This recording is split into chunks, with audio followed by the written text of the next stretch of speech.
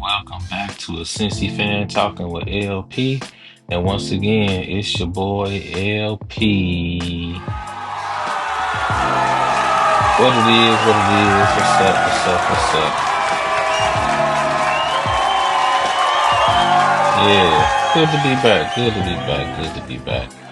Um, you know, even though I haven't really went anywhere, it's good to be back podding again. Now, honestly, like I told y'all before, it's one of those things where, I was just kind of away because I was away finishing up the end of the school year. Happy summer vacay to all my teachers out there. We definitely earned it. We earn it every year. So don't let people tell you stuff like, oh, well, teachers got it easy, y'all get the whole summer off, blah, blah, blah. Look, we earn this joint, man. Like for real. We go through it. I'm gonna go ahead and get into that for a little bit. I got a lot of stuff to cover. If you follow me on X or on Blue Sky. I drop the content. Um, Getting into a lot of stuff, so I'm not even gonna waste time. I'll go ahead and get into it, y'all. The school is out. Like school is out. I'm posted from now until I think we start back up August 12th. And we got the whole week of PD before then, this, that, and the third. You sit there and I'm gonna be real with y'all. The longer I teach, I won't say the less I need professional development because no matter what you're doing, you can always get better. I mean, always. Like no matter how long I teach, I'm gonna see something new. I'm gonna try it because that's just how it is. If you want to get better at your craft, that's what you do. For me, it's just the repetitiveness, And I feel like anybody in any field can say that. You end up hearing the same five things, and you know what you're gonna hear before you even get up in that piece. So I'm like just sitting there like, here we go. And the year that just passed, I couldn't really, block anything out and just kind of sit there with the blank stare because I was new to my district. And when you're new to the district, it's like getting traded to another team, or it's like, getting picked up off of waivers or whatever it is. You might know what you're doing, but everybody does things a little bit differently. So you can't go in with the mindset like, yeah, I'm gonna do what I do. I'm gonna do my thing because I did my thing at another school. Like every school is different, just like any job place is different. Even if you're sticking in the same field, if you go to a different place, it's not gonna be 100% the same. And I actually made that mistake when I went from the first school I ever went to the second school I went to. Because I'm like, same population of kids. These are kids that I know because I grew up the same way. It's close to the same neighborhood. I'm like, this is about to be a breeze. Like, this is going to be a piece, you know, easy peasy, lemon squeezy. And it wasn't that. When I tell y'all, it really wasn't that. Like I struggled my first year at that school. It was almost like I was a brand new teacher all over again because the kids trying you, they don't know you, so they looking like, yeah, we gonna make you quit. Some of these kids really had that mode, like, yeah, we gonna make you so irritated you gonna quit. Some of these kids really be on that nonsense. And the older I get as a teacher, the more I realize, like, as long as I do my thing, y'all gonna realize I'm not really going anywhere. That's tough to do at first. And when I went to my second school, I'm like, I'm raising my voice, I'm yelling, I'm like, you're not gonna talk to people like that. Like, I look back at that time. This was like year four as a teacher. I'm like 28, 29, thinking I got it all figured. I didn't. I really didn't. And that's the stuff that you go through as a teacher or in any field. I keep trying to tell people, it really doesn't matter the field that you're in. We all have these same struggles. People try to play teachers like all you doing is babysitting. You only got to work 9 months out of the year. You don't really have to take stuff home. And I'm like, do you know a teacher, cuz? Like, have you ever met a teacher? Like, talk to a teacher, no matter what district they're in, upper class, middle class, lower class, predominantly white, black, Hispanic, Asian. They'll tell you the same three or four things. Number one, you taking a lot of stuff home. That's just how it is. Number two, you working from 7:30 to 2:30 or something like that. Get that out your head right now. Because it's not like that. Your school day is going to extend, and you got to be ready for that. The third thing, be ready to come out of pocket. And it sucks as a teacher to have to understand that you got to bite the bullet and make payments that you don't really want to make because you got to get stuff done for your class. Like it really, really sucks. That's the third thing. And the fourth thing, be ready for anything.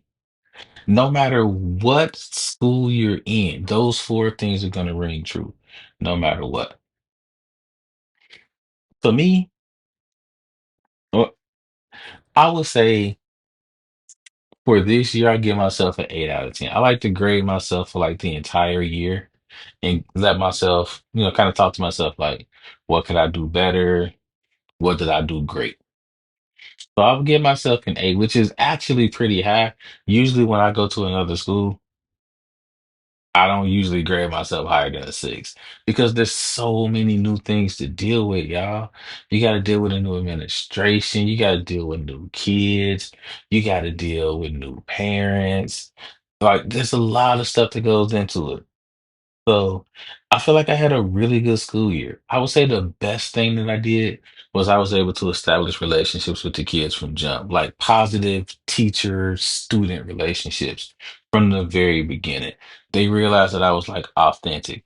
I kind of tell my story and let them know like I really want to be here. I didn't fall into teaching. I didn't do something else first and then go like, dang, I want. Well, I did kind of do that, but teaching is what I always wanted to do. When the kids go like, Mr. Parker, Mr. P, what would you do? What did you want to do instead of being a teacher? I'm like, be a teacher. You wanted to be a teacher? I'm like, I know it's surprising. Yeah, I did. That was the goal. And I felt like the fact that the kids knew I wanted to be there, it made stuff a whole lot easier for me because I'm coming from an authentic place. I grew up the way you grew up. I want to see you succeed because I had teachers around me that wanted me to succeed. So I want to give you that. That was like my one overarching thing that made everything a lot easier for me. I would say if I needed to work on something, like I gotta open up to like I don't know if I need to open up to my coworkers more, but I feel like I kind of close myself off and put myself in a little bubble or a little island where this is the land of Mr. P and we do things a certain way. And I don't really drift out and talk to a whole lot of other people. Not really my style. Now, I got to get better at that because everybody needs a little bit of help sometimes. And it's tough to give help to people that you don't know. I mean, it would be nice if we did, just extend ourselves to everybody, but I come off, what's the word? Aloof. I tend to be a little bit aloof sometimes, but people don't know how to take me. They like, I don't know. Like he really don't talk a lot. But it's like when I do talk, people realize I'm kind of funny. I'm super sarcastic. Like, and they go like, "Hey, you all right? You might be a little bit of a vibe guy." But I don't open up myself. I'm like a cat almost. Like it takes a lot for me to open up to folks, which is weird because I got a podcast where I open up to folks. I would say that's the one thing I need to work on. But overall, I give myself an 8. And look. The real reason why I feel like everything went a lot smooth this year, we on a 4-day school week, y'all. My week is 4 days long. Now we do have to come in on Monday. We do. But half of that is like professional development, talking with our team, figuring out what's going right, what's going wrong. And then the other half, we get to knock out grading. We get to print out stuff we use it for the week. We get to set up our lesson plans. Like all the stuff, like for real. This is the first year where I rarely took anything home this year.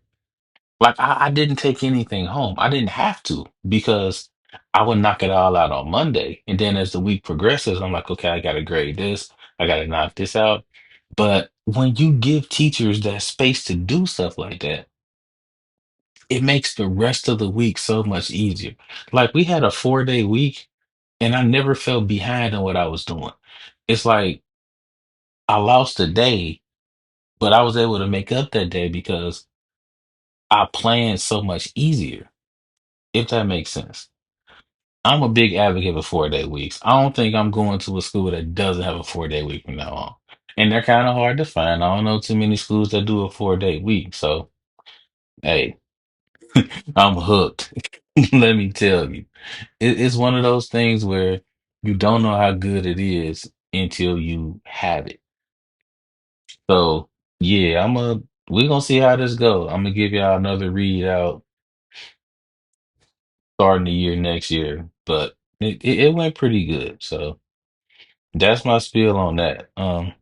I feel like if all schools did that, you would have a lot more people that wanted to be teachers. Because I know a lot of people, I know a lot of my friends that are guys, they're like, I'm not teaching. I'm not doing that because these kids don't listen. They feel like they can do whatever they want to do. And as a male teacher in a field that's predominantly run by by women, I noticed that the men, they don't really teach subjects for the most part. And if they do, they have like a style where it's like, I won't say it's off-putting, but it's more like, I don't know, it's hard to say, but I just feel like a lot of men don't want to be teachers because it feels like it's a field that's for women, which is odd to me because growing up, I had a lot of male teachers. I didn't see it as something that was odd. I had a lot of male teachers. I had my first male teacher in third grade, and then I had a male teacher every year after that, from third grade until I graduated from high school, every year. Now, if we talking black male teachers, I think I had my first black male teacher in seventh grade. But then I kept having black male teachers for all my other years in school. So I don't know. It's one of those things where if you feel like you want to be a teacher for my fellas out there, don't let people talk you out of it until you actually do it and see if it's for you. That's what I would say. The student teaching part, if your school is doing it right, you'll know by the end of the third week of your student teaching if you really want to be a teacher. Because I know I had some people, we was doing student teaching or whatever at the school we were at, and I had some of my homies that was like, you know what, I'm good. That's what student teaching is for. You get on the ground training to figure out if this is what you want to do, and if you want to do it, it makes all the little nitpicky stuff a whole lot easier because you really want to be in there. And like I say, it's like that with any job out there. If you really like what you do, all that little stuff that annoys you, you can kind of get through it because you like what you do. But if you don't like what you do, all that little stuff, it kind of builds up, and it makes you want to pull all your hair out until you quit. So I wouldn't force anybody to become a teacher. This is one of those things where if you don't want to be here, kids can sniff it. They'll smell it. And they'll make your life a living hell. But if you really want to do something like this, it just makes it easier. Now, having said that, these kids different. Hey, listen to me. They different. And it's crazy because me being a teacher, I started in oh, I was sub teaching in oh 03. And then I got my own classroom in oh 06. The change between 2006 kids and 2025 kids is crazy. It's so different. And you wouldn't think it would be like that. It doesn't seem like such a large gap. But let me tell you, it's a large gap. We'll get into more of that next week, but we'll talk about that next week. The difference between kids today and kids when I first started teaching, because that's the part that turns a lot of people off. These kids are different, and sometimes it's different good, sometimes it's different bad, but it's different. But we're gonna jump into that next week, though. We we gonna definitely talk about that. I'm gonna go ahead and like pull some stories from the archives of my teaching. I gotta dig kind of deep because I got some good ones. Hey man, I've been yakking it up with a lot of Michigan fans lately. If you haven't heard, Michigan did a whole lot of cheating. They got found out they was cheating. They had people advanced scouting is what you call it, but they had they had folks an elaborate cheating scheme is what it was called. And honestly, I can hit this pretty fast. I'm a diehard Ohio State fan, all right? So you can take what I'm gonna say with a grain of salt. You can go like, oh, he really has like a unique take on it. Or you can be like, he don't he ain't- whatever. You're an Ohio State fan, so whatever you say is not really valid. You might feel that way. But here's how I feel about the whole thing. It's two parts. It's twofold. Number one, y'all cheated. Now, we can use a whole lot of excuses. We can sit up here and go like, everybody does it. It really didn't affect what happened because after we got caught cheating, we were still winning. That's a ridiculous argument. Like it really is. Think about it. Let's say somebody in my class gets caught cheating. I take away their cheating supplies and they finish the test and they get an A. Could the argument really be, oh, well, you took all my stuff and I still did my thing. I still got an A. So it should count. But dude, you cheated the whole time until I caught you. Just because I took away your supplies, you still could have used those supplies. Maybe you memorized your cheating supplies. I don't know. But you already cheated. So if you already cheated, you can't say, oh, but I didn't cheat this time. I already saw you cheating. There has to be a punishment for what happened. We can't be like, oh, well, they didn't really need to cheat. So their punishment should be a lot less, or they shouldn't be punished at all because I saw so and so and so and so doing it. Hey man, life sucks. I didn't see them doing it. I saw you. So it's on you. Now when I catch them, it'll be on them too. But for right now, we here. I'm talking to you, I'm talking to you. So you're gonna have to take that. That's how it is. There has to be punishments when people do things because there's if there's not a punishment when people do things, guess what happens? Everybody thinks they can cheat. And the first thing they're gonna say, look, I've been in the classroom for a long time. If you let one kid do something, five more kids will try to do it. And the first thing they'll say, the first thing, well, you let so and so do it. For that reason alone, you gotta, I'm not saying you gotta put down the hammer. It depends on how egregious the cheating was. Which brings me to my second point about this. If your argument is, well, they really didn't need to cheat, you're going to hear me say this. I agree. The team from Michigan that won the title, they didn't need to cheat, y'all. And this is me as an Ohio State fan. They would have won the title anyway. They probably would have went undefeated. Maybe they would have lost the game if they didn't cheat. I don't know. But they still probably would have won the national championship that year. They were a loaded team, especially defensively. They were loaded. They actually had a quarterback that could throw. They had a devastating running game, which is what they do. They would have been fine not cheating. If I was a Michigan fan, that's the part that would piss me off the most. We got to put a big asterisk on our team's name for a team that probably didn't need to cheat in the first place. That would grind my grits. If I was a Michigan fan, I'd be salty as hell. Like, really? We win the title and people gonna try to put salt on our name? That's how it is. That's really how I feel about it. They didn't need to cheat, but members of their team did cheat. Now, do we know if the players did? No, we don't know. We'll never know. And To keep it a buck, that's the problem with sports. It's not the kids, it's the adults. It's always an adult or three that will absolutely wreck something for their kids in sports. I gotta talk about that next week too. It makes me think of Friday Night Tights so much because that show was genius because it showed you the absolute best and the absolute worst of youth sports, all in 1 hour segments. You'll see a coach doing something amazing, and then you'll see a coach that might have a player on the team doing something absolutely ridiculous. And it would all happen in the same episode. That's how I feel about sports. That's what it is.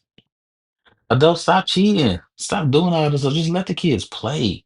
Just let them play. I don't like Michigan. I raised my kids to hate Michigan. It's what we do. It's one of the things we do best. However, I'm gonna always give credit where it's due, especially when it comes to sports, because when it's all said and done, when I say I hate Michigan, it's only really for 1 day a year. You can say you like Michigan. You're not gonna see me spiking your drink with something like that. You got bad taste in sports. It's okay. You're probably still a good person. Um, this one's gonna be real quick. Um, people won't like it, but Pete Rose should still be banned. And I can really break it down for you quick because the person that banned him for life. He passed on. That ban stays. How can you take away a ban that somebody else put on? Like, I'm confused. Unless he put something in his will that says, once I pass on, you guys, if you want to change things, you can. No, that man banned him for life. For life. And I'm a Cincinnati resident. The year all that stuff went down, I remember vividly because the next year the Reds won it all. And we were all shocked because that news hit Cincinnati like a bomb. Like it really did. This probably won't be as short as I thought it would be. Because when I'm reminiscing on it, like it felt like Cincinnati got punched in the chest when we heard that Charlie Hustle bet on baseball. Not only that, but he bet on games that he was managing. Like we were salty. And like we were all Pete Rose fans. Like all of us. You know, we admired the spirit. For him to do something like that, we were looking like, dude, you really just tainted your whole legacy. Now I get that gambling is like super duper legal now. And you can see it on the side of buses. And now ESPN has like whole parts of their segments where they devote completely to over unders and all that stuff. Well, man, later for that, he got banned for doing something. And the crazy part, he never came out and said, I'm sorry for doing it. My bad. He doubled down on that stuff, man. Like he doubled down on it. Like imagine me in my class busting somebody for stealing. And I go like, you gonna apologize? No, because I didn't do it. I watched you do it. Nah, but it wasn't me. I saw you take it with my own 2 eyes. I visually saw you steal the stuff. Nah, man, it wasn't me. I can prove it. You gonna prove it and I saw you. Saying to that person, you know what? All is forgiven. It's cool. After I say, you know what? You can't sit in that spot no more because it's too close to somebody else and you might take their stuff. And then I leave. And then my sub comes in and goes like, you can sit there, it's cool. Dude, who gives you the right to do that? That's what this feels like to me. It's one of those things where I know a lot of people want to, especially my Cincinnati folks. There's people go hard for Pete Rose. People wanted Pete Rose in the Hall of Fame for like forever. I don't think he should be in there. I don't think Shula Joe Jackson should be in there. I don't see how people could bet on the game of baseball and still be able to get into the Hall of Fame. You got to be able to explain all of that. I don't see how you can explain that and make that right. I don't get it. Like I really don't. And if you're asking me, well, should Barry Bonds be in the Hall of Fame? Should Paul McGuire should Mark McGuire be in the Hall of Fame? If we doing the same, if I'm using the same logic, then no. Now, now I would say no. I was gonna say, Barry Bonds had like an awesome career before he started doing the steroids, and he did, but he cheated the game just like Pete Rose did. I don't think you should be able to cheat the game and get into the Hall of Fame. I don't see how that's a hot take. I don't know. That's just me, man. Yeah, that's just me. Um, I did have a couple more things to rap about, but we can get into some of this stuff later. Talking about NFL games, I really don't even want to talk about the NFL right now because they're about to make me upset. Because I know what's going on here. I know they're about to make everything streaming because they got to get that bread. But we're gonna keep our blood pressure low. That's what we're gonna do. Thunder's Pacers. Hey, shout out to the Pacers. The Pacers, they got back to the finals for the first time since 2000. I didn't even have a kid yet the last time they were in the finals. That's absolutely wild. Now, they playing the Thunder. And if you follow the podcast, you know that the Pacers, I won't say I'm like a diehard Pacers fan now, because I'm not. Like, I'm not about to be out here and go like, yeah, yeah, I got my jersey. Yeah, Pacers all the way. I told y'all. It's not like that anymore. Now, if you catch 14, 15-year-old me, then I was Pacers. I was like the biggest Pacers fan ever back then. Ever. Reggie Miller was everything to me. Like, Reggie Miller was, when I was playing NBA Live, yeah, I said it, NBA Live, not 2K, NBA Live. And we'll talk about that later. We'll talk about my distaste for 2K later. But I had to be the Pacers when we were playing NBA Live, and I had to have Reggie Miller jacking up like 33s a game. Before that was fashionable. Like I just really like the way they played ball. Like, and if you tested my fandom, I can go and run down the list of the Pacers squad. We talking Haywood Workman. We talking Mark Jackson, Jalen Rose, the Davis brothers, Antonio Davis, Dale Davis, Derek McKee, Rick Smith. I'm telling you, I'm not playing. Like I that was my squad. Like I really went hard for the Pacers. And I hated Jordan. Hated him. Now, if we being real, if you had a team in the Eastern Conference, you hated Michael Jordan. Because Michael Jordan was the reason why your team wouldn't get to the finals. That's just what it was. Like you admired Jordan for how he played, but you hated him because you really wish he was on your squad, or you wish he would retire for a couple more years or something. Like, but I'm happy for the Pacers. You're gonna hear some people talking about Thunder's Pacers. Ain't nobody trying to see all of them. They're not really basketball fans. And this is coming from me. This is coming from Mr. I don't even watch pro basketball until the conference finals. I understand that the two best teams have made it this far. If you're going like, no, Cleveland was the best team, Boston was the best team, it's been proven that they weren't. So let's not even go there. Um, as much as I love the Pacers, you know what? Let's be optimistic. Let's say Pacers in seven. Now, every part of me wants to say Thunder in five, but nah, forget that. Let's go optimistic. Pacers in seven. I feel like the Pacers will win game seven in Oklahoma City. I think that will be the only time a road team wins in this series. I think the home team will win games 1 through 6, and then the Pacers will pull out game 7. I also think that SGA will be the Finals MVP. I'm predicting that the player on the losing team will be the MVP. Hey, don't bet on this. Listen to me. Listen closely. Do not pick up your phone and go to the app and say, "Hey, LP said Pacers in 7. I'm betting that." Don't do it. Don't even bet 50 cent on this. Don't bet 10 cent on this. Don't listen to me when you bet, okay?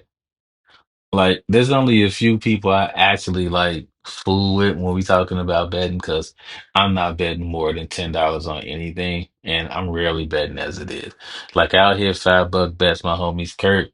I'll hit Kurt up real quick and ask him if something is like, does this look right? But for the most part, you'll get $10 from me like every 2 months. I don't know. The gambling game, it looks like a setup to me. I'm just saying. Hey, before we ride out, I've been on YouTube.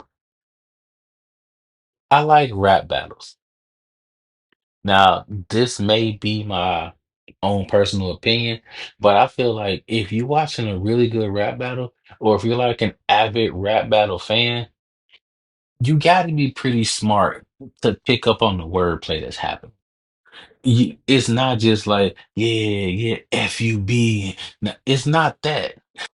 There's some slick wordplay that's happening, and you really got to be listening and you got to be up on stuff. You got to understand similes and metaphors and personification. You got to be able to pick up on the alliterations and all of that stuff. I mean, there's some real big boy grammar happening here.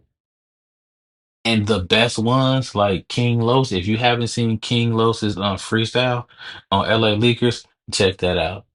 About 19 minutes of like beautiful and like the third part of it is him like freestyling, like really freestyling, really just saying stuff in the moment. It's absolutely breathtaking. Go Google King Los and check that out for real. But I stumbled upon the worst rap battles ever. I mean, look, whew, it's like it's cringe worthy. And you know me, you know I like a a bad movie. I'll I'll gaze onto Tubi and check out some bad work. This is terrible.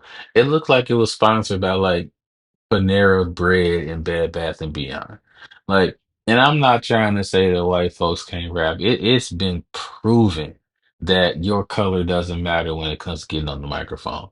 Like, I've seen Asian men, I've seen white women, I've seen a rainbow of rappers get up on the mic and like spit some stuff that'll make you go like, oh wow, whoa, like this ain't that. I mean, it is bad. I think they're from Canada or something like that. It, look, the comments are absolutely hilarious. I mean, just scrolling through the comments while you're watching the battle is. I want to tell you to Google it just to read go to YouTube and just put in worst rap battles just to see the comments from some of these battles. I would say do that. Yeah, do that. Now, it's not exclusive to just a couple of white folks that was bad on the mic. It's not exclusive. There were like some famous rappers that just did terrible. Like it was bad. And I'm looking like this really happened? Like you really do this for a living? Maybe it was a bad day. I don't know. But I would say check out King Los if you want to see some really good freestyling. And then if you want to see something that's just not up to par, just go on YouTube and type in worst rap battles ever. Um, Brand new premium subscriber to YouTube. Definitely by accident, but now I'm at a stage where I don't see ads anymore, and I love it. So now I don't know. Now I'm addicted to YouTube Premium because I'm loving not having ads. I don't know. I don't think it's worth it though. They may see me just cut it. I don't know. We'll see. But the more I keep it, the more I can't live without it. Maybe that's the hustle. Y'all slick, YouTube. Y'all really, really slick. I like it. We up out of here. Um, Definitely check me out doing more regular stuff because we're in the house all summer. Definitely not in the house all summer, but we're not at school all summer. We're not at work all summer. A lot of good times to be had. I definitely plan on sleeping a lot or as much as these kids will let me sleep and getting some vacation time in because summer goes fast and before you know it, you'll have me on here complaining about how I gotta go back to school next week. So remember I said that, okay? But right now I'm just kind of soaking in the good times because it's June and I'm living life. So it's about that time. Um, that's the music. So definitely check us out. Blue Sky, Eggs, a Cincy fan talking. Leave the G off. And if you ever want to holler at me, just go ahead and hit me up. Let me know how you feel about the episode too. Good, bad, or the third. Let me know. Hope you enjoyed it. And as always, life is good. Peace out.